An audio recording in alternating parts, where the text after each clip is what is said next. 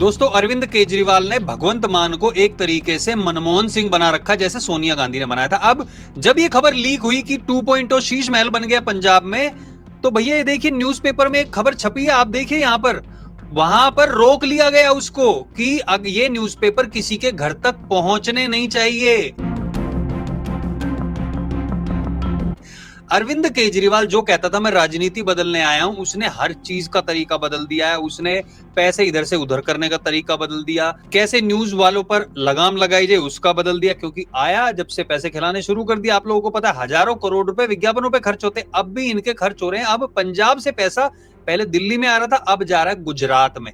गुजरात में जो गोरख धंधा चल रहा है उसकी भी आपको देखना जल्दी खबरें सामने आएंगी, जो ये कह रहे गुजरात में हम मजबूत हो रहे हैं। इतना पैसा हवाला के जरिए पंजाब से गुजरात भेजा जा रहा है, लेकिन उस पर हम बाद में बात करेंगे। आप लोगों को कल भी बताया था हमने, अगर आपने वीडियो नहीं देखी तो आप यहाँ पे जाके देख सकते हैं। उस वीडियो में इधर ऊपर देखेंगे, उस वीडियो में हमने बताया था कि कैसे अरविंद केजरीवाल ने 2.0 शीश महल बनवा लिया है। उसमें 7 स्टार होटल जैसे, मैं कह रहा हूं 7 स्टार होटल माफ है, अंबानी का घर माफ है भाई, ऐसी ऐसी सुविधाएं वहां पर उन्होंने कर रखी हैं।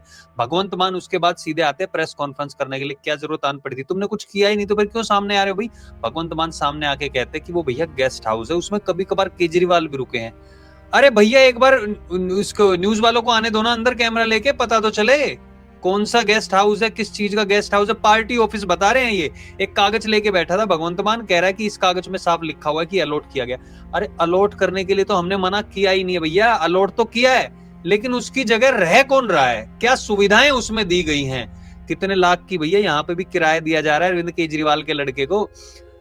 1 साल के अंदर करोड़पति बना दिया केजरीवाल ने अपने बेटे को। किसी ने देखा इतना फास्ट बनते हुए। एक केजरीवाल वही है जो गरीबी मिटाने आया था, करप्शन मिटाने आया था, अपने बेटे की गरीबी मिटा दी इसने। 1 साल में करोड़पति बना दिया। और जो बिजनेस चल रहे हैं वो तो अलग है। अभी बेटी की भी बात चल रही थी कि राघव चड्ढा से शादी होगी, खबरें आ रही थी, लेकिन ऐसा सच साबित नहीं हुआ, क्योंकि राघव चड्ढा ने प्रियंका चोपड़ा की बहन से शादी कर ली थी। अब राघव चड्ढा भी बहुत उछल रहा था। राघव चड्ढा को खबर मिल गई कि भैया तुम्हारा अरेस्ट होने वाला है, ये दिल्ली चुनाव से पहले की बात है। वो बंदा लंदन में चला गया, लंदन से आ ही नहीं रहा है, वहीं पे छुप के बैठ गया है। वो पॉलिटिकल सबसे कह रहा है कि भैया जिसकी बीजेपी में जान पहचानो प्लीज बोलो कि मेरे को अरेस्ट ना किया जाए। इतनी बुरी तरीके से अब देखो ये कांड हो रहे हैं। राघव चड्ढा का कोई बयान नहीं आ रहा, कोई भी बीजेपी भी इनके ऊपर जो आरोप लगा रही है, कोई राघव चड्ढा है ही नहीं फिल्म में। क्यों? राघव चड्ढा को साफ बोल दिया गया प्रियंका चोपड़ा के बीजेपी से लिंक। वो अपने आप को बहुत बड़ा अकाउंटेंट समझता था राघव चड्ढा भैया, जो कहता है कि सबसे यंग एमएलए और सबसे गरीब एमएलए जो अपने आप को दिखाता था, वो बंदा बैठ के, मैं बताऊं, कई कई लाख की टेनिस का जो फाइनल चल रहा था उसमें बैठ के वहां पे टिकट देख रहा भैया, इतने महंगे महंगे जूते पहन के, अब बड़े बड़े 7 स्टार होटलों में रुक रहा है। अब कई लोग कहेंगे कि भैया बीवी की कमाई खा रहा होगा। मुझे नहीं लगता राघव चड्ढा इतना घर जमाई टाइप का बंदा है और वो खा रहा होगा। अगर खा रहा होगा तो वो तो चीजें सामने आ ही जाएंगी, और अगर नहीं खा रहा तो भैया पैसे कहां से आए, बाप दादा तो छोड़ के गए नहीं उसके, तो वो पैसा कहां से आया। एक ऑडियो रिकॉर्डिंग भी आप लोगों ने देखी होगी, वो सामने आई थी, जिस ऑडियो रिकॉर्डिंग में ये बताया गया था कि भाई अरविंद केजरीवाल, मनीष सिसोदिया, ये लोग जब लिकर स्कैम कर रहे थे, तो ये जो नरेला का एक एमएलए है उसने, उसको भी बोला गया था कि भाई तू भी कर ले, तेरे भी खूब पैसे बन जाएंगे। इसने वहां पे मना कर दिया था, और इसने खुद दावा किया है कि मनीष सिसोदिया को इसने खुद भी बोला था कि भाई आप ये सब मत करो, इसमें फंसने के चांस है। वो कह रहा कि पार्टी में चुनाव कहां से लड़ेंगे, मतलब कि चुनाव लड़ने के लिए करप्शन करे। कुल मिला के बात क्या कर रहे हैं ये, इन्हें करप्शन मुक्त सरकार बनानी है। अब उस करप्शन मुक्त सरकार बनाने के लिए इनको पहले करप्शन करना है, ताकि ये पार्टी में उसमें सत्ता में आ सके, और एक बार सत्ता में आ गए तो भैया ये करप्शन करना छोड़ देंगे, है ना। बिल्कुल आप विश्वास करते हो ना केजरीवाल पे, क्यों नहीं करोगे। केजरीवाल ने पहले भी तो बोला था मैं बच्चों की कसम खाता हूं गाड़ी नहीं लूंगा, बच्चों की कसम खाता हूं बंगला नहीं लूंगा। भैया इससे बड़ा नटवरलाल मैंने जिंदगी में नहीं देखा। ये वही केजरीवाल है जिसने कहा था कि अगर आप अपने बच्चों को ऐसे हिंदू मुस्लिम में उलझाए रखोगे तो आपका बेटा पुजारी बनेगा। यानी कि पुजारी को एक तरीके से ये नीची जात कह लो, नीचा दिखाने के लिए ये इसने ऐसा कमेंट किया था। दिल्ली का चुनाव आया, कह रहा हम पुजारियों को तनख्वाह देंगे। पुजारी समझ गए कि भैया तुम 10 साल से तो मौलानाओं को सैलरी दे रहे हो, उनके जो मौलानाओं के नीचे बैठते हैं उनको भी सैलरी दे रहे हो, जब अब दिखा कि हाँ भैया तुम्हारे नीचे से जमीन खिसक रही है, तो तुम कह रहे हो कि पुजारियों को भी देंगे। अब जो लोग वोट चोरी का इल्जाम लगाते हैं वो एक बात बताएं, अगर वोट चोरी हो रही थी तो अभी ये जो बिहार में इतना सब कह रहे हैं कि हमारी ही सरकार आएगी, तो वोट चोरी हो रही है तो तुम्हारी सरकार कैसे आएगी। हाँ, अच्छा, ये कहेंगे कि हमने वहां पे बहुत ज्यादा हो हल्ला किया था, इसकी वजह से हमने वोट चोरी नहीं होने दी। मतलब जहां पे सरकार बन गई वहां वोट चोरी नहीं हुई है, जहां पे सरकार नहीं बनी भैया वोट चोरी हुई है। अब राहुल गांधी कहते थे कि आप नरेंद्र मोदी को बोल दो कि नरेंद्र मोदी आप नाच के दिखा दो, वोट के लिए नाच के भी दिखा देंगे। राहुल गांधी बिहार में पानी में कूदा हुआ है।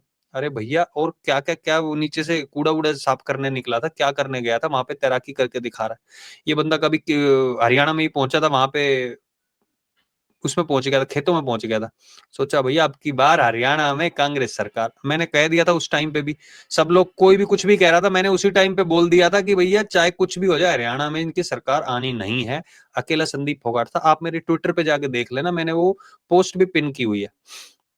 तो जो दिखाया जाता है वो असल में होता नहीं है। मैंने कमेंट भी पढ़े आप लोगों के, बहुत सारे कमेंट्स भी वहां पर थे। बहुत बहुत धन्यवाद आप लोगों का। हमारे वीडियोस देखते हैं, इसको शेयर भी करते हैं, प्लीज शेयर करते रहिए। अगर आप लोग शेयर करेंगे तभी हमारी रीच और लोगों तक पहुंच सकती है और लोगों को भी इसके बारे में पता चलता है। अब एक और चीज जो केजरीवाल की जो कर रहे हैं पंजाब के साथ मिलके, आप यार एक बात बताओ, ये हेलीकॉप्टर दिख रहा है आपको? केजरीवाल हेलीकॉप्टर के बिना चलता नहीं है, चाहे वो दिल्ली से पंजाब जाना हो, पंजाब से गुजरात जाना हो। भैया अंबानी भी हेलीकॉप्टर में इतना सफर नहीं करता, आजकल केजरीवाल कर रहे हैं। क्यों? क्योंकि वो पंजाब सरकार का पैसा है। पंजाब सरकार का पैसा मतलब पंजाब की जनता का पैसा है। पंजाब की जनता बेचारी भोली वाली बैठी हुई है।